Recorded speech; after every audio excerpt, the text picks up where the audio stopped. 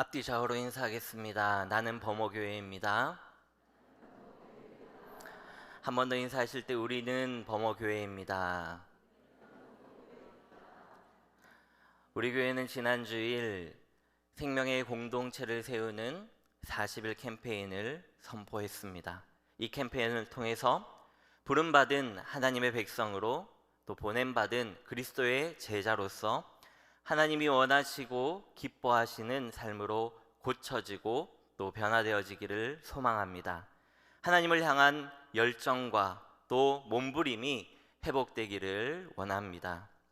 저는 지난 주일 예배 시에 노세군 성도님의 간증을 들으면서 예배에 대한 사모함 그리고 말씀에 대한 그 사모함이 크게 느껴지고 또 은혜가 되고 도전이 되었습니다. 미리 말씀을 여러 번 읽고 또 기도로 준비할 때 그 말씀이 내 귀에 또 내 마음에 속속 새겨지는 그 은혜가 오늘 이 자리에 있기를 간절히 소망합니다. 그러기 위해서 우리는 말씀을 가까이 해야 합니다. 특별히 40일 캠페인 동안 말씀이 내 안에 그리고 내 삶에 적용되지 않는다면 아무런 변화가 일어나지 않을 것입니다. 여러분, 은혜 받을 수 있는 그 기회가 주어졌을 때 은혜 받으시기를 바랍니다. 놓치지 마십시오. 묵상집을 통해서 우리가 묵상하시고 달고나를 통해서 영의 양식을 채우시기를 바랍니다. 여러분, 말씀을 가까이 할 때에 성령 충만한 예배자가 될 줄 믿습니다. 저는 소년부를 담당하고 있는데요. 저희 소년부 교사 단톡방에는 매일 아침마다 부부장 집사님이 달고나를 또 영상을 올려주십니다. 사실 매일마다 보는 것이 습관이 되지 않으면 쉽지는 않습니다. 하지만 안 보면 목사로서 양심에 찔리기 때문에 보게 됩니다. 그리고 성경을 읽죠. 그런데 이번 주는 참 보기가 오글거립니다. 정말 힘듭니다. 왜 그런지 아시죠? 네. 모르시는 분은 예배 후에 유튜브에서 저를 다시 만나시고 또 성경을 읽으시면 됩니다. 이번 주 달고나 범위는 출애굽기 1장부터 8장까지입니다. 특히 오늘 범위가 3장부터 4장까지인데 수요예배 본문과도 겹쳐지기 때문에 더 많은 은혜가 우리 가운데 있기를 간절히 소망합니다. 출애굽기 3장은 하나님께서 떨기나무에 붙은 그 불 가운데서 모세를 부르시죠. 모세는 지금 80세입니다. 여러분, 광야에서 40년 동안 모세는 어떻게 살았을까요? 얼마나 많이 하나님께 기도하며 하소연하며 답답함과 정말 분노와 그 억울함을 하나님께 이야기했을 것입니다. 오랜 기간 동안 몸부림치며 절망하고 이제는 아무것도 남지 않았을 때 하나님이 모세를 부르십니다. 이제 하나님께서 모세에게 이스라엘 백성을 인도하기 위해 애굽 땅 바로에게 가라 이렇게 명하십니다. 하지만 하나님으로부터 사명을 받은 모세는 내가 누구이기에 바로에게 가며 이스라엘 자손을 애굽에서 인도하여 내리까 이렇게 말하면서 그 소명을 거절합니다. 왜 거절했을까요? 하나님의 계획이 도저히 사람의 머리로는 상상할 수 없는 일이기 때문입니다. 탈출하는 것도 너무나 어려운데 그 후에 광야를 건너가서 또 가나안 땅을 차지한다라는 것이 바로 하나님의 계획입니다. 여러분, 가나안 땅이 빈 땅일까요? 그냥 들어가면 되는 곳일까요? 아닙니다. 거기에는 아주 강력한 부족들이 살고 있습니다. 그런데 그들을 다 몰아내고 이스라엘 백성들에게 그 땅을 주시겠다라고 말씀하시는 것입니다. 또한 모세에게는요, 명분이 없었습니다. 모세 자신이 이스라엘 백성에게 가야 할 그런 동기도 없었고요.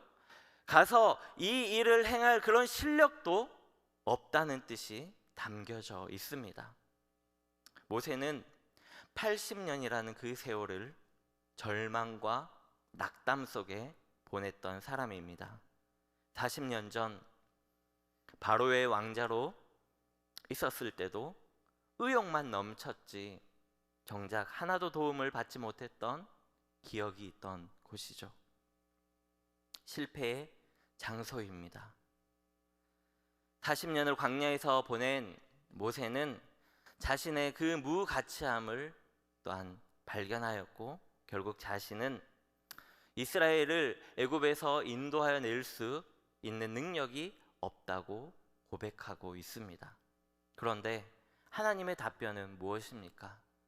12절 말씀을 보면 하나님이 이르시되 내가 반드시 너와 함께 있으리라. 내가 반드시 너와 함께 있으리라 말씀하십니다. 모세가 알아야 할 것은 이스라엘의 구원은 사람의 능력이 아니라 바로 하나님이 하시는 역사라는 것입니다. 하나님이 아브라함에게 약 600년 전에 약속하신 언약을 모세를 통해서 성취하시는 것입니다. 그러므로 하나님은 모세와 함께 하시겠다라고 하셨습니다. 여러분, 모세는 어떤 사람입니까? 리더십이 있는 아주 탁월한 지휘관도 아닙니다. 용맹한 군사도 아니고요, 전략을 잘 세우는 그런 지략가도 아닙니다. 하나님이 찾으셨던 사람은 바로 하나님과 동행할 수 있는 사람이었습니다. 하나님을 믿고 의지하고 신뢰할 수 있는 사람이었습니다. 가라고 하면 가고 멈추라고 하면 멈출 수 있는 그런 믿음을 가진 사람이었습니다.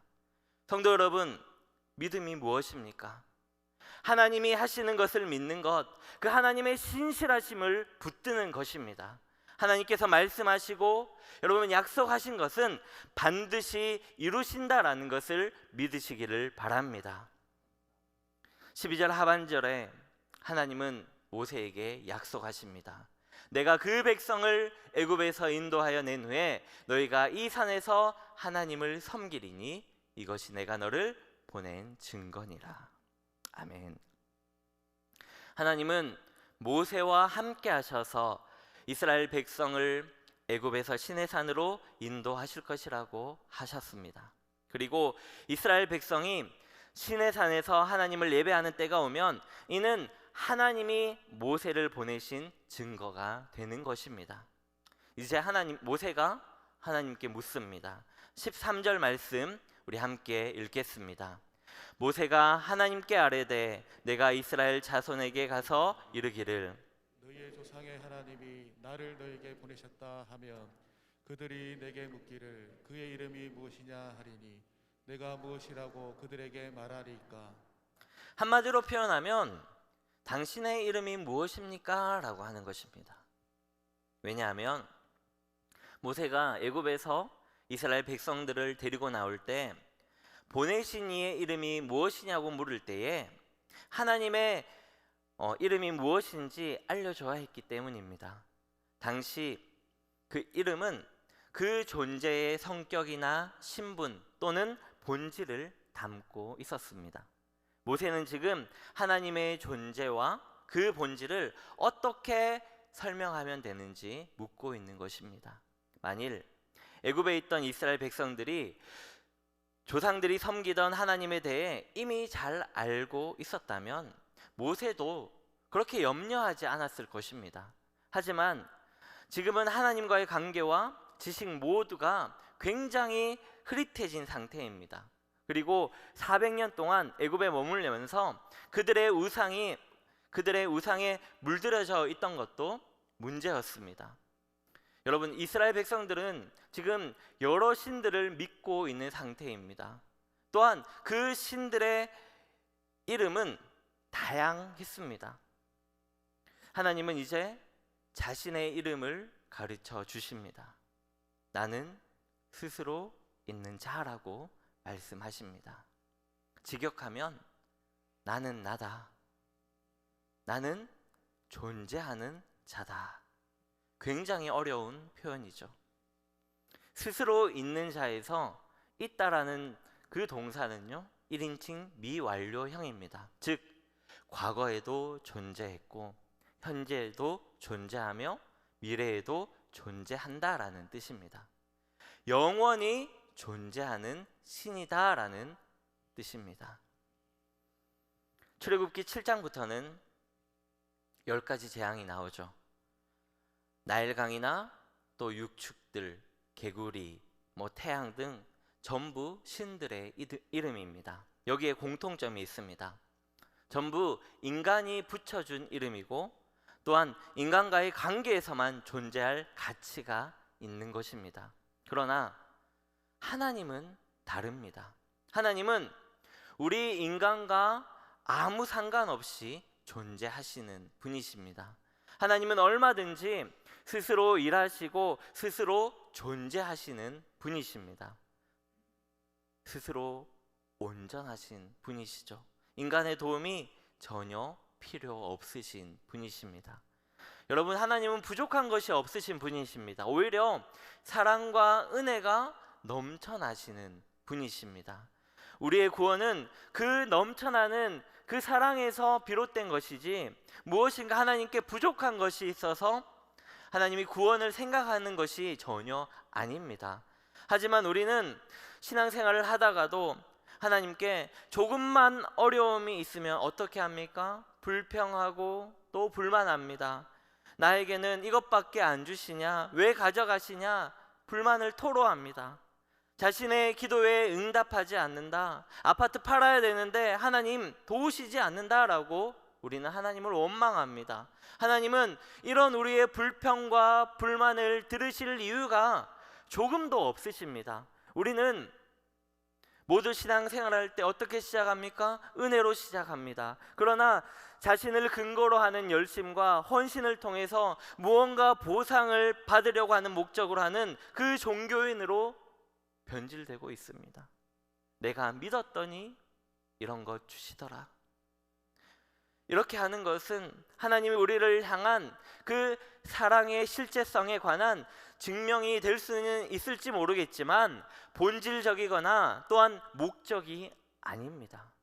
성도 여러분, 우리가 하나님을 바로 안다라는 것은 불가능한 일입니다. 그러나 하나님께서는 아브라함과 이삭과 야곱에게 자신을 계시하시고 그 계시하신 그 방식에 따라서 이스라엘 백성이 하나님을 알기를 원하셨습니다. 자기 마음대로 하나님을 생각하여 그것을 하나님이라고 주장한다고 해서 여러분 하나님이 되는 것이 아닙니다. 하나님은 인격적이신 분이시기 때문에 반드시 하나님께서 계시하신 그 방식에 따라서 하나님을 알아야 하고 하나님께 나아가야 하고 하나님을 섬겨야 합니다. 우리는 성경 말씀을 떠나서는 하나님을 알 수가 없습니다.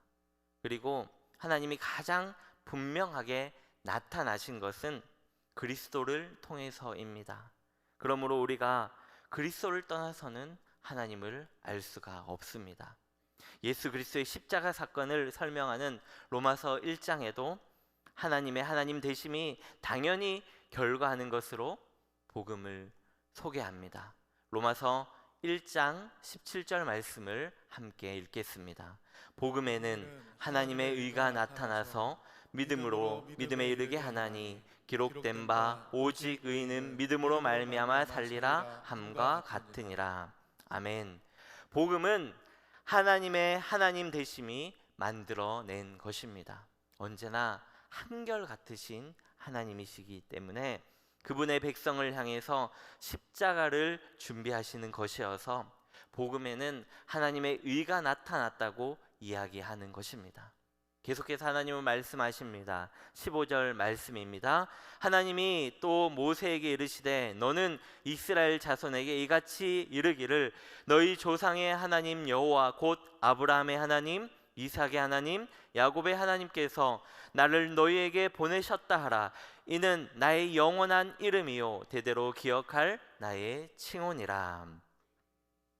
하나님은 여호와의 이름이 영원한 이름이요 대대로 기억해야 할 이름이라고 말씀하십니다. 왜 하나님은 너희 조상 아브라함의 하나님, 이삭의 하나님, 야곱의 하나님이 너를 보내셨다라고 말씀하실까요? 하나님은 이전에 이스라엘의 조상들에게 하신 그 언약을 그대로 기억하고 계시고 그 언약을 지키시는 분임을 말씀하고 계신 것입니다. 하나님은 아브라함에게 말씀하신 것처럼 이제 이스라엘 백성들이 400년 동안에 그 고통스러운 생활을 끝내고 많은 재물을 가지고 출애굽하여서 젖과 꿀이 흐르는 가나안 땅으로 가게 될 것을 모세에게 말씀하셨고 이것을 이스라엘의 장로들과 바로의 왕에게 전하라고 명령하셨습니다. 모세는 어려서부터 하나님의 존재를 인정하고 믿었습니다. 이스라엘 사람으로서의 주체 그 의식도 가지고 있었습니다. 그러나 하나님에 대해서는 분명히 알지 못했습니다. 사실 어떻게 보면 피조물인 우리가 창조주이신 하나님을 전적으로 안다라는 것은 말이 되지 않습니다. 우리는 하나님께서 가르쳐 주시는 것만 알 뿐입니다. 그런데 하나님께서 가르쳐 주신 그 이름만으로도 충분합니다. 여호와 하나님, 여호와라는 그 이름 속에는 두 가지 뜻이 있습니다. 첫 번째는 영원하신 하나님이라는 뜻입니다. 불변하시는 하나님이시다라는 뜻이죠. 두 번째는 하나님께서 언약을 반드시 지키시는 신실하신 하나님. 그 하나님은 역사 속에서 과거의 하나님만이 아니라 오늘 지금 여기에 현존하시는 하나님이시다라는 뜻을 가지고 있습니다. 모세는 막강한 힘을 가진 애굽의 왕인 그 바로와 대적을 해야 했습니다. 애굽 왕에 비하면 자신은 너무나 초라하고 무기력했습니다. 이러한 모세에게 하나님은 어떠한 세력도 넘볼 수 없는 초월적인 능력과 또한 권위를 지니신 자신의 이름을 계시해 주심으로써 모세에게 용기를 주셨습니다. 사랑하는 성도 여러분, 우리가 믿는 하나님은 바로 이러한 분이십니다. 이 세상의 모든 것들을 창조하셨을 뿐만 아니라 주관하시는 분으로서 하나님이 원하시는 것은 반드시 이루어집니다. 이러한 하나님을 높이고 찬양하는 것이 당연한 것 아니겠습니까? 뿐만 아니라 이러한 하나님을 끝까지 바라보고 의지하는 것이 지혜로운 것 아니겠습니까? 로마서 8장 28절을 보면 구원받은 성도들의 삶의 태도에 대해서 말씀하십니다. 우리 함께 읽겠습니다. 우리가 알거니와 하나님을 사랑하는 자 곧 그의 뜻대로 부르심을 입은 자들에게는 모든 것이 합력하여 선을 이루느니라. 아멘. 성도가 하나님의 부르심을 받아 구원받았다라고 하는 것은 하나님의 절대적인 주권이기 때문입니다. 우리가 예수 믿고 구원 얻은 것이 내 의지, 내 노력에 있지 않고 하나님의 계획, 하나님의 뜻, 하나님의 능력에 있습니다. 성도 여러분, 우리에게 하나님께서 우리를 절대로 취소될 수 없는 구원의 영광의 자리에 부르셨다면 우리는 어떻게 해야 할까요? 하나님 앞에 더욱 거룩한 성도로 살아야 하는 것입니다. 빌립보서 2장 12절과 13절은 이렇게 말씀합니다. 그러므로 나의 사랑하는 자들아, 너희가 나 있을 때뿐 아니라 더욱 지금 나 없을 때에도 항상 복종하여 두렵고 떨림으로 너희 구원을 이루라. 너희 안에서 행하시는 이는 하나님이시니 자기의 기쁘신 뜻을 위하여 너희에게 소원을 두고 행하게 하시나니. 아멘. 일상적인 삶의 현장에서 시험과 유혹에 넘어지지 않고 계속해서 믿음을 지켜가야 합니다. 누가 보든지 안 보든지 우리는 하나님을 신실하게 섬겨야 합니다. 구원받은 성도의 신앙생활이란 우리가 가지고 있는 어떠한 사상이나 또한 어떠한 철학도 아닙니다. 예수 그리스도까지 자라나고 성숙해야 합니다. 이것이 하나님 앞에서 가장 거룩한 일입니다. 하나님께서는 우리를 부르셔서 이 목표를 향해서 움직이게 하십니다. 이것이 오늘 우리를 이 세상에 남겨두신 것이 이유입니다. 하나님께서 우리를 리모컨으로 하늘에서 조정하시는 것이 아니라 우리에게 소원을 주시고 또한 행하게 하십니다. 우리 속에 신령한 것에 대한 영적인 그런 갈망함을 주시고 하나님에 대한 그 말씀에 대한 사모함이 있을 때 성령 하나님께서 우리 속에 역사하십니다. 그때 영적인 변화와 성숙이 일어나는 것입니다. 작년 11월 13일에 범어교회를 부임하고 며칠 지난 후에 담임 목사님께서 이제 교육자 회의 때 말씀하십니다. 생명의 공동체를 세우는 40일 캠페인을 하시겠다라고 말씀하셨습니다. 사실 제가 이전 교회에서 50일의 기적, 오순절 기도회 9월 18일부터 제가 사임하는 그 당일날, 그날이 마치는 날이었거든요. 11월 6일까지 50일 동안 매일 저녁마다 기도회를 했습니다. 그런데 오니까 또 40일 하나님 도대체 뭡니까?